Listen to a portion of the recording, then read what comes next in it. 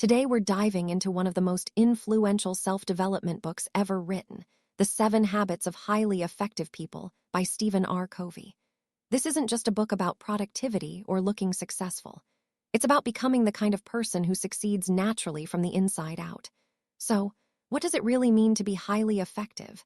It doesn't mean appearing confident or winning every argument. Real effectiveness runs deeper. It begins with strong character, clear values, and the ability to do the right thing, even music when no one is watching. And if we're being honest, most of our struggles don't come from a lack of talent. They come from daily friction, misunderstandings at home, tension at work, small conflicts that turn into big ones. Maybe you've had moments where you wish someone else would change first. But CVY's message is simple and powerful. Lasting change in any relationship starts with you. The real question isn't will they change? It's am I willing to change? When you grow from the inside, everything around you begins to shift. You communicate better. You handle pressure differently. You build relationships that don't just survive. They become stronger over time. And the best part is these ideas work no matter who you are. If you're a parent, they help you connect more deeply with your children. If you're a professional, they help you lead with trust and clarity. If you're simply trying to improve your life, they give you a solid foundation to stand on. That's why this book became an international bestseller. While many self-help books focus on quick tricks, how to impress people, how to sound confident, CVY focuses on something more lasting, character. Personality can create a good impression for a while, but sooner or later people sense what's real. Character is what stays. Character is what people trust. In this summary, we'll walk through all 7 habits in a simple, practical way so you can start applying them in real life starting today. So stay with me, music, till the end because these aren't just nice ideas to hear. These are habits that can genuinely change the direction of your future. Habit 1 is all about being proactive. But what does being proactive actually mean in real life? Psychologist Viktor Frankl once explained a powerful truth. He said that we cannot always control what happens around us. Life throws situations at us that are often unfair, unexpected, and uncomfortable. But there is one thing no one can take away from us: the freedom to choose how we respond. That choice always belongs to us. Being proactive means you don't allow other people's opinions, words, or behavior to control your emotions. People may judge you, criticize you, or speak badly about you, but a proactive person doesn't let those things decide their self-worth. When someone speaks negatively, it often says more about how they see the world than about who you truly are. Their words reflect their mindset, not your value. Proactivity also means staying steady even when situations are unpleasant. Bad weather, traffic jams, delays, or small daily frustrations don't disturb a proactive person's inner balance. Even during hard times, whether it's financial struggle, failure, or loss, they continue doing their work calmly without constant complaints. They don't deny reality, but they don't let reality crush them either. The opposite of proactive is reactive. Reactive people are controlled by their environment. When something goes wrong, their mood instantly turns negative. If someone behaves badly with them, they respond with anger or sadness. Their emotional state keeps changing depending on what's happening outside. Stephen Covey once shared a powerful real-life story during a lecture in Sacramento. While he was speaking, a woman suddenly stood up from the audience. She looked emotional and excited as if she wanted to say something important. But when she noticed people staring at her, she felt uncomfortable and slowly sat back down. After the lecture ended, CVY went to talk to her. He learned that she was a nurse who took full-time care of a seriously ill patient. That patient constantly yelled at her, criticized everything she did, and never once thanked her. Day after day, this behavior drained her emotionally. She had started hating her job and felt deeply unhappy. That day's lecture was about proactivity. CVY had explained that no one can hurt you emotionally unless you allow it. No one can make you miserable unless you choose to be miserable. When the woman heard this, something clicked inside her. She suddenly realized that responding or not responding was her choice. She later told CVY that she had been choosing sadness without realizing it. Now she understood that happiness and pain were in her own hands. Other people's behavior could no longer control her emotions. A reactive person's mood is like a television controlled by someone else holding the remote. Anyone can come along and change the channel at any time. But a proactive person keeps the remote in their own hands. They decide how they feel. They decide how they respond. They decide who they become. A proactive person doesn't waste energy worrying about what others think or say. Their power comes from within, and that is where true effectiveness begins. Habit 2 is called Begin with the End in Mind, and it starts with a simple but powerful question. What truly matters most in your life? Beginning with the end in mind means that your daily actions should match your deepest values and your life's purpose. You need to know your final destination before you take the first step. When your destination is clear, every decision you make naturally moves you in the right direction. In everyday life, we face countless problems and worries. There's always something demanding our attention. Work pressure, financial stress, responsibilities, and endless challenges. In the middle of all this noise, we often forget what is truly important to us. Take parenting as an example. Parents work extremely hard to give their children a comfortable life. They want to provide good education, security, and material support. But in the process of working day and night, many parents slowly stop spending time with their children. They forget that beyond material things, children need love, attention, and emotional support. If you truly love your children, it's not enough to feel it in music, your heart. You must show it every day. Your words, your actions, and your presence should clearly reflect that love. And this doesn't apply only to children. It applies to your parents, your partner, and every person who truly matters in your life. Beginning with the end in mind means clearly knowing what you value the most. For some people, it's their relationships. For others, it's principles like honesty, integrity, or respect. Whatever your values are, they should guide your choices. When you act against your own principles, you slowly become ineffective. No matter how busy or successful you appear, think of life like building a house. Before you pick up tools or start construction, you first create a clear blueprint in your mind. If you have children, the house must be safe and child-friendly. If you love cooking, the kitchen needs thoughtful design. Without proper planning, the construction becomes messy, and in the end you spend extra money fixing mistakes that could have been avoided. Life works the same way. Every important area of life needs clarity and planning. Beginning with the end in mind means deciding in advance what kind of person you want to be and what you want your life to stand for. Then you make sure your daily actions align with that vision. Ask yourself what you value the most. Is it honesty? Is it respect? Is it family, growth, or inner peace? Start your day with those values in mind. Trust them. Hold on to them. When challenges come, and they always will, your values will guide your response and help you move forward with confidence and clarity. Habit 3 is called Put First Things First, and this habit is often misunderstood as simple time management. But in reality, it's much deeper than that. It's not about managing your time. It's about managing yourself. As human beings, we have something very special: self-awareness.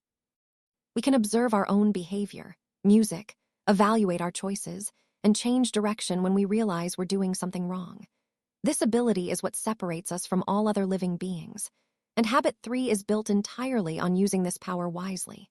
When we have many tasks to handle, the first step is to set clear priorities.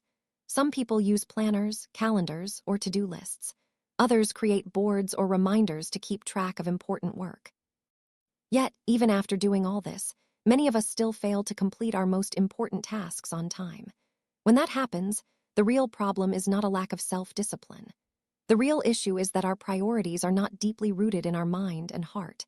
We haven't truly connected with why these tasks matter. We haven't asked ourselves why they deserve to be at the top of our list. When you clearly understand the reason behind your priorities, motivation naturally follows. Stephen Covey explains this beautifully when he says that time management is not the challenge. Self-management is. Putting first things first means giving your highest priority the first place in your life. It also means learning a very powerful skill, the ability to say no. When your schedule is already full, you must say no to tasks that don't align with your top priorities. Not every opportunity deserves your time. Not every request deserves a yes. There's a simple story that explains this clearly. A woman named Sandra was asked to become the chairperson of a community project. It was a good cause, and the project music sounded meaningful. But Sandra already had several important responsibilities. Even so, she felt pressured and agreed. Later, Sandra invited her neighbor Connie to join the same project. Connie listened carefully and then replied politely. She said the project sounded interesting and valuable, but due to other commitments, she wouldn't be able to participate. She thanked Sandra sincerely for the invitation and declined with confidence and kindness. That moment made Sandra realize something important. She could have done the same.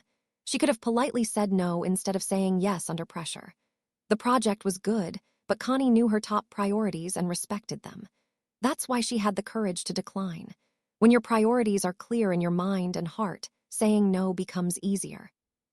And when you protect your priorities, you naturally find time to complete the most important work in your life. More than self-discipline, what you truly need is strong willpower. The will to choose what matters most and act on it first. Habit 4 is think win-win. This habit is all about finding solutions that benefit you and the people you interact with. A win-win mindset believes that life doesn't have to be a competition where one person succeeds only if another person loses. Whenever conflicts arise, whether with family members, friends, or colleagues, some kind of solution is always necessary. But the quality of that solution decides the future of the relationship. If one person wins and the other loses, the relationship may survive for a while, but it will never become strong or long-lasting. Win-win is the only approach that creates real harmony. Imagine you have a disagreement with a colleague at work. Instead of avoiding the issue or trying to dominate the conversation, you openly discuss the problem. You listen. You explain your perspective, and together you search for a solution that works for both of you. At the same time, you don't allow the situation to turn into a power struggle. Neither person tries to control the other.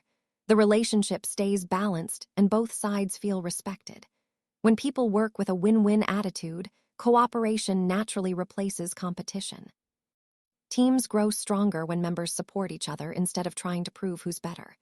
This kind of cooperation leads to better results and healthier work environments. Now, think about a situation where you're the boss and you disagree with an employee. Technically, you may have the authority to win the argument. The employee might stay silent simply because they fear losing their job. But even if you win in that moment, you actually lose in the long run. You cannot motivate people by overpowering them. They may continue working for you, but without enthusiasm, creativity, or commitment. True leadership requires humility. Even if you hold a higher position, it's often better to compromise and listen.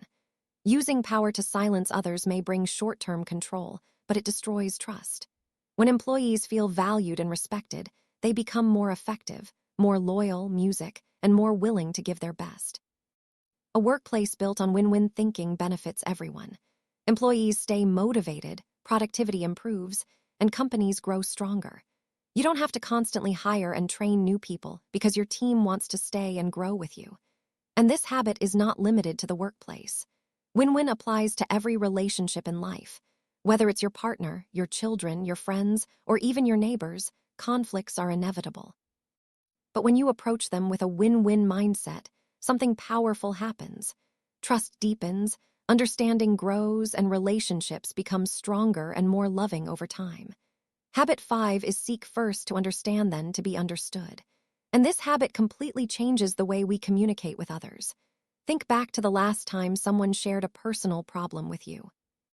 Did you truly listen, or were you already preparing advice in your mind before they finished speaking? Did you try to understand their feelings? Or music, did you rush to fix the situation? Real communication begins when we first try to understand the other person. Only then can we expect them to understand us. This is the foundation of healthy and meaningful communication.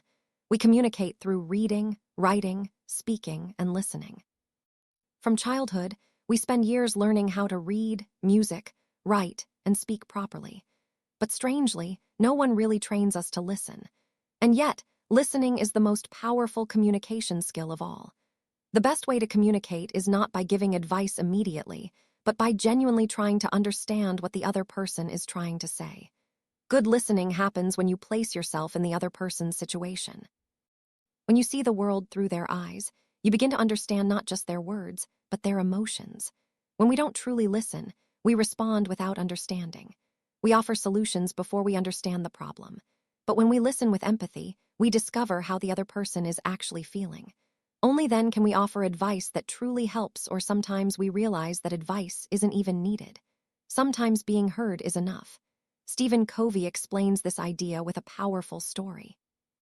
Once a man went to an optometrist because he was having trouble seeing clearly. He told the doctor that his vision had become blurry. Instead of examining him properly, the optometrist took off his own glasses and handed them over.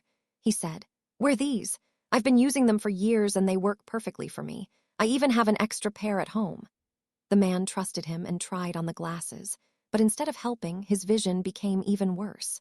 Everything looked more blurred than before. The optometrist insisted that the glasses were excellent and told him to try harder to see clearly. The man tried again and again, but no matter how much effort he made, he still couldn't see properly. Then the optometrist told him to think positively. The man replied, "I'm thinking positively, but I still can't see clearly." Hearing this, the optometrist became upset. He felt unappreciated. After all, he believed he was genuinely trying to help. In life, many of us behave exactly like that optometrist. We say things like, "If I were in your place," or "Just do what I'm telling you." We assume that what works for us must work for everyone else, but we rarely pause to understand how the other person actually feels. The result is predictable. People stop trusting us. They stop sharing their problems and they stop believing that we truly care. If you genuinely want to help someone, the first step is simple. Understand them. Listen with empathy. When people feel understood, trust naturally grows. They realize that your actions come from care, not hidden motives. And once that trust is built, something beautiful happens. They also become more open to understanding you. Habit 6 is Synergize. The word synergy comes from a powerful idea. The whole is greater than the sum of its parts. In simple words, when people work together, they can achieve far more than they ever could alone. When one person supports another, their combined effort creates something bigger and stronger. The same is true in teams. When team members collaborate instead of working in isolation, their results multiply. This is why teamwork often leads to success that no single individual could achieve by themselves. You can clearly see synergy during natural disasters, fires, floods, earthquakes, or storms. In these moments, people forget their differences. They come together, help strangers, and work as one to save lives and rebuild communities. Difficult situations naturally awaken cooperation. People unite because survival and humanity become more important than ego or disagreement. Synergy also means cooperation and collaboration. It means moving forward together and combining efforts. Music in any group. Whether it's a family, a workplace, or a community, synergy creates powerful results. But the reality is synergy doesn't happen easily in everyday life. The biggest challenge is our differences. Every person has a unique way of thinking and a different point of view. We all see the world through our own experiences, beliefs, and limitations. Because our perspective is limited, our understanding of reality is also limited. That's why it's so important to understand other people and learn from their experiences. Think of it like an optical illusion. You may see a young woman in an image while someone else sees an old woman. Both interpretations can be correct at the same time. The image hasn't changed, only the perspective has. Arguing about who is right doesn't help. What truly matters is realizing that there is a bigger picture. To truly synergize, we must try to understand other people's viewpoints. When we do that, our vision expands. We begin to see things we couldn't see before. Synergy is about cooperation. It's about accepting differences and respecting ideas that are not your own. It doesn't mean proving that you are right and the other person is wrong. Instead, it means being curious about how they see the world. When you understand another perspective, your knowledge grows. You lose nothing. There are many better alternatives than arguments. When you respect other people's views, you create space for collaboration. And through collaboration, something new and meaningful is born. Together, people can create solutions, ideas, and results that would never be possible alone. Habit 7 is called Sharpen the Saw. And this habit is about taking care of your greatest asset, you. Sharpening the saw means continuously renewing yourself and never stopping your growth. You are the most valuable tool you have. And just like any tool, you need regular maintenance to stay effective in life. You must keep improving in every area physically, mentally, emotionally, socially, and spiritually.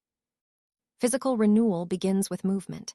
You don't need expensive gym memberships or fancy equipment. Simple activities at home are more than enough. You can walk, jog, run, or do basic exercises. Even slow, gentle activities done regularly can make a huge difference.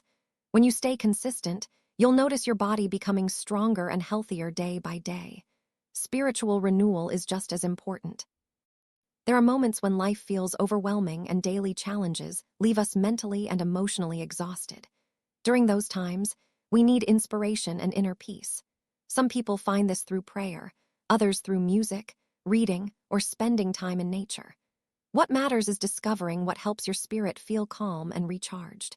Sometimes even taking a short break to reflect on your life can restore clarity and energy.